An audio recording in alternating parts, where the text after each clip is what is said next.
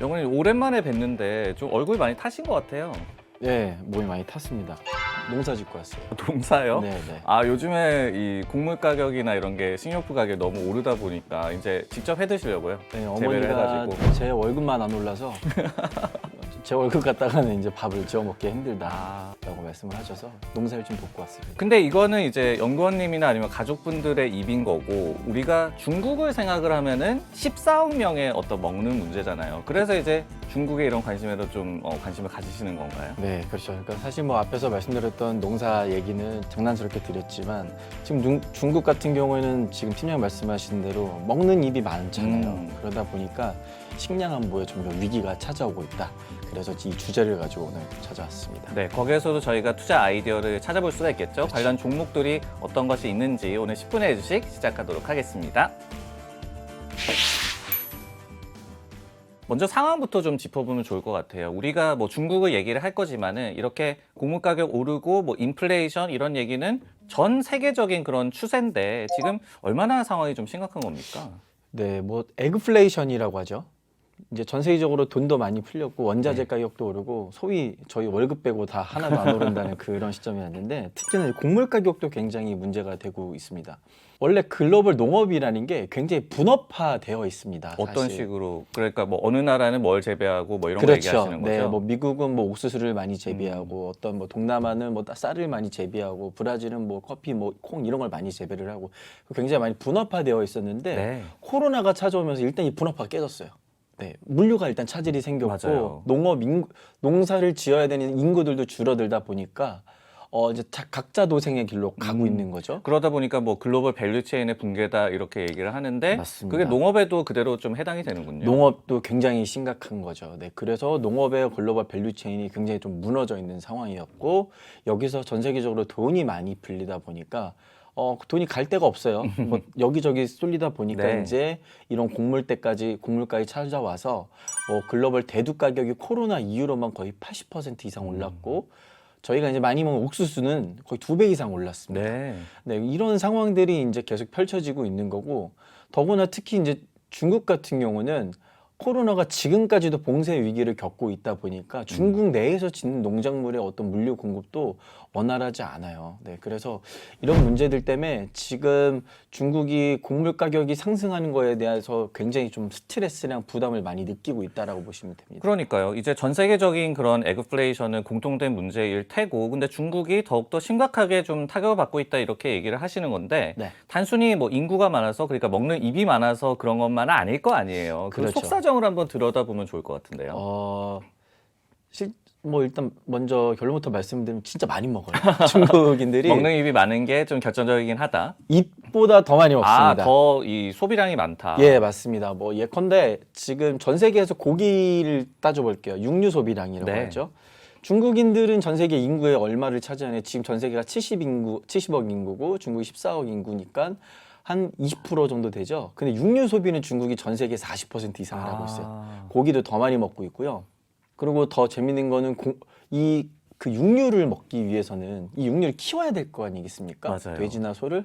걔네들이 먹는 게 보통 사료가 대두, 콩, 옥수수 이런 것들로 만들어지게 되죠. 그리고 특히나 중국에서는 이 옥수수나 콩을 이 기름을 이용한 요리들이 많지 않습니까? 볶아 먹는 게. 그런 게 많죠, 되게. 네, 중국의 대두 소비량이 전 세계 30%가 넘고요. 옥수수도 한 25% 정도가 됩니다. 그래서 중국이 육류도 많이 먹고 곡물도 굉장히 많이 먹고 이런 상황이라고 보시면 될 것 같아요. 첫 번째는 그러면은 많이 먹는다. 이제 인구 대비해서도 뭐 육류나 이런 소비량이 많다라는 얘기인데, 근데 이렇게 많이 먹는다고 하더라도 자기들이 많이 또 재배를 하면은 되는 거 아니겠습니까? 뭐 미국 같은 경우에는 충분히 그럴 여력이 될 것 같은데 그런 부분도 그러면 중국이 좀 불리한 그런 상황이 있는 건가요? 네, 정확하게 말씀을 하신 게 단순히 이제 많이 먹는 게 문제가 되지는 않겠죠. 많이 네. 만들면 되니까. 맞아요. 네, 그렇죠. 근데 문제는 뭐냐면 중국이 전 세계에서 땅이 그렇게 한 두세 번째로 큰 나라인데도 농작지가 별로 없어요. 뭐 이렇게 농사를 짓기 이렇게 비옥한 땅이 별로 없습니다. 네, 그거는 뭐 자연적인 그런 요소도 있을 것이고, 네. 그리고 지금까지 뭐 계획적으로 했을 때도 뭐 공업 시설이나 이런 데 좀 더 치중을 했다 이렇게 보면 되는 건가요? 네, 그렇죠. 특히나 중국이 지금 도시화를 계속해서 추진하고 있지 않습니까? 네. 다 뭐 예전에는 중국의 서안이라는 지역에 가보면 거기도 농사를 되게 많이 짓는 지역인데 지금은 다 되게 도시화돼 버렸어요. 근데 이거는 어쩔 수 없어요. 구조적인 요인이라서. 근데 중국 계속 도시화를 하고 있고 중국에서 또 가장 큰 문제가 뭐죠? 노령화죠. 네. 네, 그러니까 젊은 인구들은 자꾸 도시로 들어오고 있고 농업지대에 남아 계신 이제 어르신 분들은 계속 나이를 들어가시게 되고 인구는 점점 줄어들게 되고. 근데 우리가 지어야 되는 농사 면적은 딱 정해져 있는데, 그러니까 이러다 보니까 농업의 효율도 굉장히 떨어질 수밖에 없고 이러다 보니 농업이 나오는 그 아웃풋 자체가 굉장히 적습니다. 그래서 중국이 지금 자기네들이 식량을 많이 그렇게 먹지만 네. 직접 자급해서 먹는 비율이 70%밖에 안 돼요. 나머지 30%를 다 수입을 해서 먹고 있는 거고 더 조금만 더 들어가 보면 이 곡물의 핵심이 이거 콩이거든요. 사실 네. 대두라고 하는 저희 콩인데 중국이 콩을 전 세계에서 가장 많이 먹는다고 말씀드렸죠. 왜냐하면 볶는 요리도 많고 사료도 많이 먹어야 돼서. 기름을 많이 사용하니까. 맞습니다. 근데 정작 이 콩을 전 세계에서 많이 먹는데 자기네들이 먹는 거의 80%는 다 수입을 하고 있어요. 중국에서 나오는 콩이 20%밖에 안 된다는 네. 겁니다. 그래서 중국이 지금 이런 농업을 빨리 발전을 시키기 위해서 많은 노력들을 하고 있는 상황이다. 그렇게 수입을 많이 하는데 곡물 가격이 상승을 하다 보니까 더 타격을 많이 받는 그렇죠. 그런 상황이다라고 이해를 하면 될 것 같은데 맞습니다. 중국 정부도 이런 거를 모르지는 않을 거 아니에요. 네. 그렇기 때문에 저희가 또 식량 안보 비상이다 이렇게 표현을 하는 건데 실제로 이를 좀 해결하기 위한 뭐 정책적인 그런 부분이라든지 좀 변화가 감지가 되고 있습니까? 네, 사실 중국은 10년 전부터 이미 이런 거를 어느 정도 예상을 해왔습니다. 네. 네. 먹는 것도 되게 현대화되어 가고 있고 그러면서 지금 10년 전부터 항상 중국에서는 중앙문건이라는 게 있습니다. 중앙문건 1호라고 해서 연초에 우리가 이제 올해 나라의 살림을 할 때 어떤 거에 주안점을 줄 것이냐 첫 번째. 항상 중국은 농업이 첫 번째입니다. 왜냐하면 농업 인구도 되게 많거든요. 그래서 이 농업 인구들이 잘 살아야 중국 전체가 이렇게 좋아지는 그림이 나올 텐데 그래서 중국 농업을 계속 투자를 하고 있지만 이게 생각보다 잘 안 되고 네. 있는 거죠.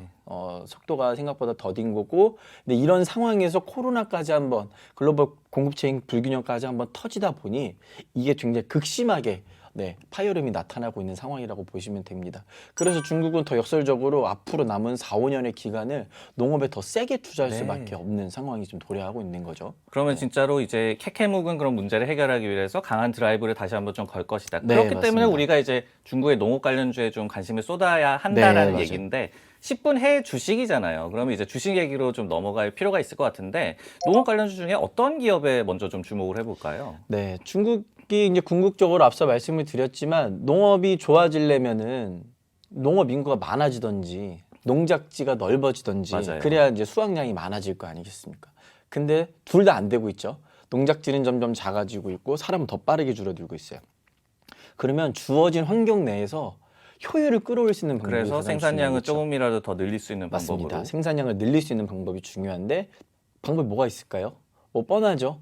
기계화, 뭐. 그렇죠. 기계를 많이 써서 사람의 손을 덜 가게 한다든지 아니면 좋은 씨를 뿌려서 원래 네. 이 씨 하나에서 콩이 10개가 났다면 콩을 20개, 30개 올릴 수 있는 그걸 저희가 소위 말해 종자 사업이라고 하는데 종자를 배양하는 기술을 가진 기업들에 좀 주목을 해야 될 필요가 있고 또 하나가 요즘에 이제 많이 주목을 하고 있죠. 스마트팜이라고 해서 네.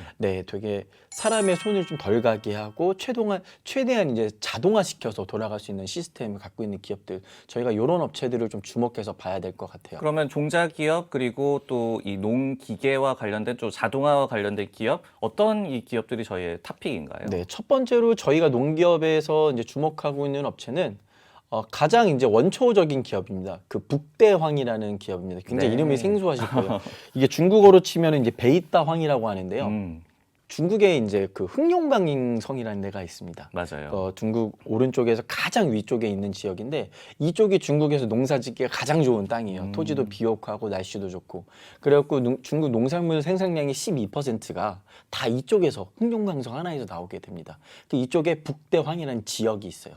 그리고 여기에 북대왕에 있는 농기업 개별 업체들이 있을 거 아닙니까? 네. 얘네들 하나로 묶어가지고 정부에서 기업을 하나 큰 그룹을 만들었어요. 그게 바로 북대왕 농업그룹이라는 업체고요. 뭔가 뭐 조합 같은 그런 느낌으로. 맞습니다. 딱 조합이라고 보시면 돼요. 그래갖고 우리나라로 치면 농협이 하나 상장돼 있다고 네. 보시면 되는 거예요. 근데 우리나라 농협은 은행 업무를 하지만 이 업체는 농협에서 직접 농사를 짓는 겁니다. 콩, 벼, 보리를 재배를 수확을 하고 있고, 그리고 농작지가 워낙에 넓다 보니까 뭐 드론이라든지 아니면은 뭐 무인 이양기라든지 이런 스마트 기계들을 빨리빨리 도입을 하면서 농업 효율을 이끌고 있는 중국 동북삼성의 대표적인 농기업이라고 보시면 될 것 같아요. 북대왕이 그러면은 뭐 머리 아프다. 중국의 농업 이 자체에 투자를 하고 싶다라는 네. 분들에게는 최고의 선택일 것 같은데 좀 더 세부적으로 들어갔을 때는 어떤 기업에 주목하는 게 좋을까요? 그렇죠. 북대왕은 굉장히 진짜 농업 되게 어떤 퓨어한 농업 기업이라면 네.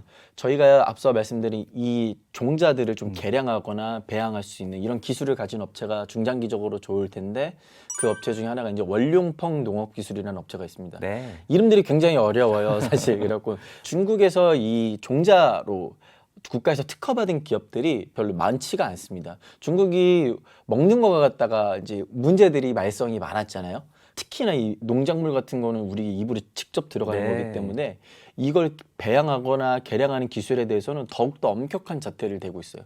그래서 상장사 중에서 이 대두라든지 뭐 옥수수 갖다가 이 배양 기술 종자 가지고 국가 심의를 통과한 기업이 2개밖에 없습니다. 첫 번째가 이 대북농이라는 기업, 사료 기업 하나가 있고, 두 번째가 이 바로 원융펑 농업기술이라는 업체입니다. 근데 이 종자를 가지고 있는 규모 자체로 봤을 때는 대북농보다 훨씬 더 커서 중국에서 종자 1위 기업이라고 봐주시면 될 것 같아요. 점유율은 한 5% 정도 되고요. 그리고 이제 마지막으로 미국도 디어라는 기업이 굉장히 뜨고 있고 네. 우리나라도 K농기계라고 해서 이 많이 수출을 하고 있다라고 맞아요. 최근에 들었어요. 그러면은 중국의 토종 그 농기계 기업 중에는 어떤 기업이 가장 좀 좋아 보이시나요? 네, 맞습니다. 중국의 지금 농기계 보급화율이 한 75% 정도 되는데요. 네. 중국은 2025년까지 이걸 한 90%까지 높일 거라고 해서 농기계를 빠르게 보급을 할 겁니다. 그래서 이제 가장 수혜를 볼 수 있는 건 중국의 농기계 업체가 될 거고, 농기계 업체로 딱 상장돼 있는 기업이 있습니다. 제일 트랙터라는 업체가 있어요. 네. 이 회사는 홍콩에도 상장돼 있고 본토에도 상장이 돼 있는데, 회사가 창립된 지 100년이 넘었습니다. 굉장히 농업 기업 쪽에서는 뿌리가 깊은 회사고, 특히나 이제 그 안에 들어가는 터빈이라든지 엔진, 사실 이 중장비잖아요. 맞아요. 이런 것들의 핵심 부품은 중국 업체들이 대부분이 다 수입을 해서 사오는데, 이 회사는 다 수십 개월에서 내재화해서 네. 성공한 업체입니다. 그래서 이 농기계 업체 중에서는 제일 트랙터를 좀 유심히 보시는 게 좋을 것 같고, 전체 시장에서 점유율은 한 20% 정도 차지하고 있어서 중국의 이제 농기계 보급 국면에서는 가장 수혜를 볼 수 있는 기업이다라고 봐주시면 되겠습니다. 네, 오늘 10분의 주식 시간이 조금 넘었는데요. 그래도 네. 저희가 세 종목을 소개를 해드렸으니까 이해를 해주실 걸로 믿습니다. 지금 식량안보 비상 그 중국의 상황을 말씀을 드렸고요. 관련해서 농업 관련주도 추천을 해드렸으니까 참고를 하시면 좋을 것 같습니다. 오늘 마지막으로 구호 외치면서 마무리해볼까요? 네. 10분의 주식 레고!